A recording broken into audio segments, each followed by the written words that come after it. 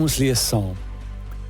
En baie vroeg, in die môre op die eerste dag van die week, het hulle en ander saam met hulle by die graf gekom en die speserye gebring wat deur hulle toeberei was.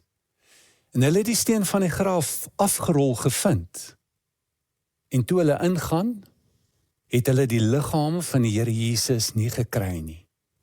En terwyl hulle hieroor in verleentheid was, staan daar 2 manne by hulle in blink klere. En toe het hulle baie bevrees geword. En hulle het met hulle aangesig na die aarde toe gebuig. Maar toe sê die manne vir hulle, waarom soek julle die lewende by die dooies? Hy is nie hier nie, maar hy het opgestaan. Onthou hoe hy vir julle gesê het, toe hy nog in Galilea was, die seun van die mens moet oorgelewer word in die hande van sondige mense en gekruisig word en op die 3de dag opstaan. En hulle het sy woorde onthou.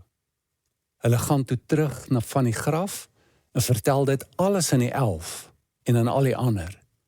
En dit was Maria Magdalena en Johanna en Maria, die moeder van Jakobus, en die ander vroue saam met hulle, wat dit aan die apostels vertel het. En hulle woorde het vir hulle na onsinnige praatjies gelyk, en hulle het hulle nie geglo nie, tot sover. So wat beteken Paasondag vir jou? Hoe beleef jy dit? Hoe beleef jou gesin dit, jou familie dit? Ek dink dat ons onsself op baie verskillende plekke bevind, as dit by hierdie ervaring kom. Vir baie van ons is dit dalk onsinnige praatjies, soos vir die disippels, al glo ons in Jesus, is dit dalk baie moeilik om te kan dink, hy het regtig fisies uit die dood uit opgestaan, en wat maak dit eintlik saak? By party van ons het dalk ongeloof, is deur mekaar verleë, bevrees, ander is verwonderd. Iemand sê vir my, ek hou nie baie van hierdie viering nie, ek is geneig om dit eerder op my eie te vier, want ek voel daar soveel druk op my om bly te wees en fees te vier, terwyl ek net saggies hoopvol is oor dit wat kan gebeur. Waar jy ook al is, daar's nie 'n regte manier of 'n regte plek om te wees nie, jy is waar jy is. En hier is miskien een groot les wat ons kan leer uit die gedeelte wat ons vandag lees is, daag net op. Wees net daar. Want toe hulle opdaag, en hulle is daar, toe is die boodskappers ook daar. En dit is altyd so. Ek meen, dink aan daai eerste dag, met die aanbreek van Pinkster, toe daar 120 by mekaar was. Ek wonder hoe voel die ander ouens wat nie daar was nie. Is 'n gewone dag, maar dis my ritme. Dis wat in my is wat ek voel ek moet doen. Dit is waarna ek my toegewy het. En ek hou net aan om dit te doen, al voel ek niks nie. En dan kom die boodskap. En die boodskap gaan altyd gepaard met goeie tyding, wat heling bevorder, wat jou lewe gee. En is nie net informasie wat oorgedra word nie. Inteendeel, daar word 'n uitdagende vraag gestel aan hierdie vroue. Waarom soek julle die lewende by die dooies? Is baie direktiewe, is amper 'n intervensie, tipe terapie wat hierso plaasvind. Wat kan ons leer uit hierdie vraag? Waarmee hulle nou moet leef? Wat soek julle? Ons almal soek. Kom jy in kontak met jou soeke? Weet jy hoe soek jy? In alles wat jy doen, is daar 'n soeke agter dit. En na wie toe draai jy? Na wat toe draai jy? Hulle het na Jesus toe gedraai met hulle soeke. En nou is die groot vraag, jou denke van Christus. Wat dink jy van Christus? Dit bepaal jou soeke. Dit bepaal wat jy soek, waar jy gaan soek en hoe jy gaan soek. En hulle kom en hulle dink, hy's dood. Kyk, hulle dink nog steeds baie van hom. Hy is die mees fenomenaalste mens wat nog ooit geleef het. En sy lewe bied soveel inspirasie, sy lering, alles. En soos al die godsdienste oor die wêreld, jy weet, neem jy 'n pelgrimstog na daardie grondlegger se plek toe. waar hy sy groot leringe, of waar hy gesterf het, of waar hy iets besonders gedoen het. En dis vir inspirasie, want dit dra my deur die lewe. Dit bepaal jou soeke wat jy dink. Maar hulle sê, hy leef. Dis anders as sy lewe. Daarom moet jy op 'n ander plek soek, op 'n ander manier soek. En daar's 3 redes wat hierdie manne vir hulle gee, en die boodskappers vir hulle gee. Is ook 3 maniere waarop jy kan soek. En die uitnodiging is natuurlik aan ons, wat ook soek, dat ons nie die lewende by die dooie moet soek nie. Soek die lewende deur in die eerste plek te onthou wat hy gesê het. Die manne vra, Kniel nie onthou wat hy vir julle gesê het nie. Hy het gesê hy gaan sterf en hy gaan opstaan. En nou gee boodskappers vir hulle weer die boodskap. Hulle bevestig hierdie boodskap. Hulle ken hulle nie. En hulle sê, hulle daag nou uit en sê, hy het opgestaan. Hulle moet dit nou glo, op grond van die boodskap wat nou in hulle gegee is. Van iets wat hulle geweet het.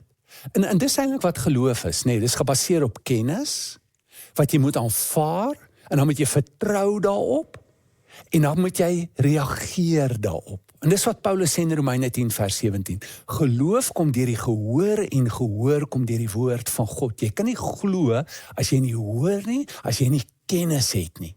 Dan sal jy sien. Later het hulle gesien, maar hulle moes eers glo. En is baie interessant, dat Jesus na sy opstanding vir 40 dae verskyn het, net aan die wat geglo het. Maar dit is so moeilik om te glo, dat daar iemand is, wat die dood oorwin het, wat uit die doodheid opgestaan het. Jy weet, ons kan natuurlik die idee hê dat baie makliker vir hulle moes gewees het, want hulle was primitiewe mense. Maar vandag, met die mediese wetenskap, waarmee ons sit, is dit net nie moontlik nie. Hoe kan 'n mens dit glo? Maar hulle was net so uitgedaag. Hulle wêreldbeskouing was, dat as iemand regtig, as jy doodgaan, lê jy die vlees op. En jy lê dit af. En dan kan jy 'n God word. Jy kan edel word, maar nie met vlees nie. So nou kom Jesus met vlees, en goddelikheid, dit gaan nie saam nie, dit maak nie sin nie, so dit word verwerp. Maar dit is so belangrik om hierdie geloof te hê, dat Jesus regtig uit die doodheid opgestaan het. Paulus sê, as jy dit nie kan kry nie, en het nie, dan is jou geloofstuk vergeefs. En hoe kry ek dit? Wel, deur kennis en informasie, van mense wat dit vir jou gee. Betroubare getuienisse. En dis wat hy doen, hy gee nou vir hulle feite. Hy sê vir hulle, daar was 3 vrouens, en daar was ander by hulle, en hy noem hulle name. Nou, dis baie interessant, hy skryf vir die brief so 45 jaar na Christus, so 12 jaar na Jesus se dood, in sy opstanding uit die doodheid. En dit is hoe almal geloof gekry het. Nie almal nie, die 99%. Almal wat vandag gelowiges is, het op die grond van getuie van ander mense, wat hulle vertrou het, wat vir hulle gesê is, wat gebaseer is op die eerste ooggetuies, wat sê, dit het gebeur. Dis die rede hoekom al die briewe geskryf word. Jy weet, Johannes begin en sê, ek wil net vir julle sê, ek het gevat, ek het gesien, ek het gevoel, ek was daar, glo my. En ek skryf vir julle, dat julle kan glo. So hulle geloof is nie gebaseer op 'n eerstehandse persoonlike ondervinding en ervaring met Jesus nie, maar in die geloof op wat vir hulle gesê word. Nou dink 'n bietjie, ek het gewonder, kom ons maak dit 'n voorbeeld van ons tyd. Jy kry 'n boek, hy's geskryf, oor iets wat 12 jaar terug gelede gebeur het, in 'n gebied die baie naby jou. Vir ons is dit Helton. Daar was 'n man met die naam van Mandela. Hy het gesterf. Maar vir 40 dae het hy in die omgewing verskyn aan mense. Een keer was daar 500 mense bymekaar gewees. Ander keer was daar 12, en die ander keer was daar 2 wat langs die pad geloop het. En iemand skryf hierdie goed neer. En dit net 12 jaar terug gebeur. Wat sal jy doen? Wel, ek sê wel so moontlik. Maar daar sal definitief mense wees wat gaan sê, maar gaan ondersoek instel. Waar is hy 500 mense? Ek wil met hulle praat. Leef hulle nog? Kyk, almal leef nog. Hy noem hulle name, pertinent. En jy kan gaan kyk en jy kan met hulle gaan praat. Nou is dit moontlik dat al 500 en al 12 en al daai 2 wat langs die pad, dat almal saam kan jok en almal saam dieselfde storie kan vertel. En so oortuig is dat hulle sê, ek sal my lewe daarvoor gee, ek sal sterf daarvoor. En jy ken van die mense. Hulle is betroubare bronne. Jy ken hom, hy's 'n geleerde man, hy's 'n opregte man, hy praat die waarheid. En hy's oortuig, dit het gebeur. As die boek herdruk word, sê dit vir jou iets. Weet jy hoe lank is die Bybel al herdruk? Hoekom? Omdat daar niemand na vore gekom het van daai oorspronklike getuienis wat gesê het, hulle praat die nonsens nie. Niemand het nie. Daar kon soveel publikasies uitgegaan het teen hierdie dinge sê, hulle kon niemand vind nie. Hulle het gegaan, hulle het gaan kyk, hulle het gesê dit is so. So hier is iets wat ons kan doen. Ons kan gaan na die oorspronklike ooggetuies toe. En net weer na hulle lees, hulle luister. Hier is wat Petrus sê, ons het die profetiese woord. Hy noem hierdie woorde wat ons het, hierdie goeie nuus, 'n profetiese woord. Hy sê en is baie vas.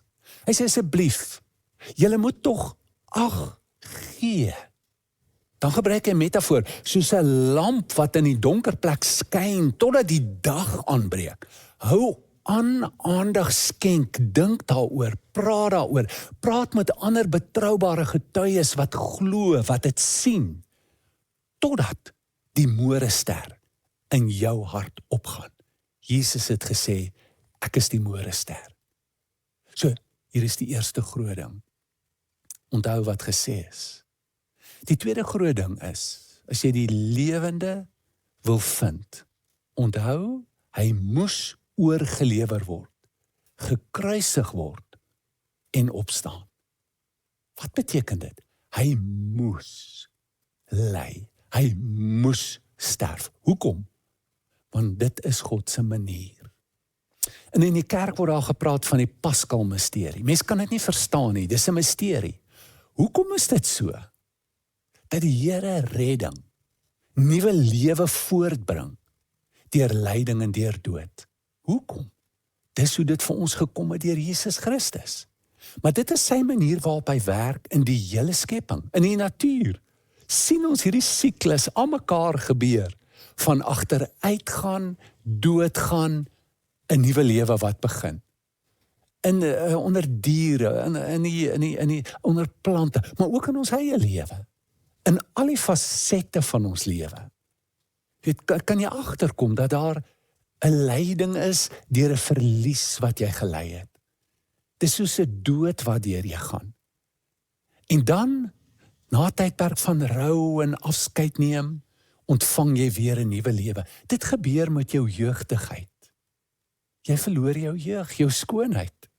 Jy verloor jou heelheid. Jy verloor jou drome, jy verloor verhoudings, en van die seerste pyn wat daar kan wees, idees van God. Dit voel asof jy God verloor, maar is eintlik net die idee van God, wat geskit word in jou lewe. Idees van die kerk, of wat jy, en hoe jy die kerk beleef. Dis pynlik. Maar deur dit, kan 'n hele nuwe lewe kom. En Paulus sê dit, hy sê, ek wil 'n deelgenoot wees, aan Jesus se lyding, sy sterf en sy opstanding, so dat ek kan deel in die opstanding van sy nuwe lewe. En dit is nie iets wat net eendag gaan kom nie, eendag in volmaaktheid, maar dit gebeur nou met ons. Ons daaglikse dode wat ons sterf, sê Paulus. En ek ly nou met die verliese van sekere goed in my lewe, en ek weet nie hoe gaan ek lewe sonder dit nie. maar daar kom 'n nuwe lewe en iets gaan tot stand bring en opgebou word. En dit gaan 'n beter lewe wees. Jy kan dit nie dink met jou jeug byvoorbeeld nie. Jy voel dis verby. Dit's 'n anderster, maar is 'n nuwe lewe wat beter is, soos Jesus se lewe. Die laaste een is, deur na hom te soek waar hy is. Dis nie net genoeg om te glo dat dit regtig gebeur het nie. Dis nie net genoeg om te hoop dat dit wat hy gedoen het in sy opstanding vir ons ook nou nuwe lewe en opstanding bring nie, in alle fasette van ons lewe nie. Maar dit is belangrik ook om te weet dat hy nou leef en dat ons nou 'n lewe saam met hom kan hê. En waar gaan jy dit kry? In jou. Dit is een van die goed wat Jesus gedoen het in die 40 dae, voordat hy opgevaar het hemel toe. Hy sê, disippels voorberei. Dit gaan anders wees. Ek gaan nie meer die heeltyd saam met julle wees fisies nie.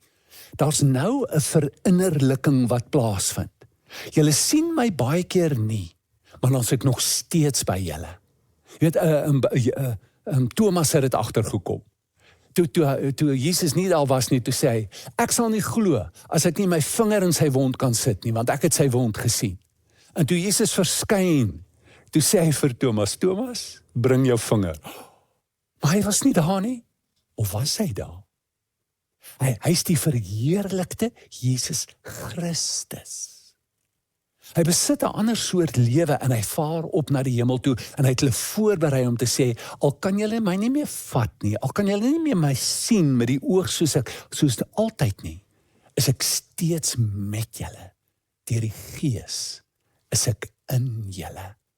Soek my daar. Augustinus sê, you were within me, but I was outside. And it was there that I searched for you. En hy beween dit amper vir, oh, how long have I searched for you and I couldn't find you. En as in ons harte, die oomblik, toe hierdie goed by hulle bymekaar kom, toe hulle glo, toe hulle gevul word met hoop, toe onthou hulle. Nou om te onthou beteken om in jou bewussyn, jy word bewus daarvan. Jy besef dit. Dis meer as 'n intellektuele aanneem van 'n feit. Dit is as jy in herinnering leef, dan leef daai persoon in jou. Dan's daai persoon met jou. Jy kan nie na 'n plek toe gaan of iets doen nie, dan dink jy, hoe sou sy daaroor voel? En ek wens sy was nou hier dat ek dit met haar kan deel. Dit is as jy in herinnering leef. Dit is wanneer jy onthou. En jy onthou dit. Jy onthou dit. En dit is die lewe in waarin ons nou kan gaan. 'n Ervaring deur die sintuie. Jy weet, hierdie ding is so gevul, hierdie storie met sintuie. Jy weet, die wierook wat hulle moes maak, om te kyk, en hulle hoor, en die steen is weggerol, en hulle vat en al hierdie goed. Maar deur jou geestelike sintuie. Ek kyk en ek sien hier binnekant, ek kom agter. Ek hoor, maar dis 'n besef, dis 'n insig wat kom. Kry ek 'n belewenis en ek onthou. Hy leef, hy het opgestaan. En ek het hierdie lewe wat ek nou saam met hom kan lewe. So jy word uitgenooi waar jy ook al is. Miskien is jy een van daai wat sê dis 'n onsinnige ding hierdie. Ek kan dit net nie glo nie.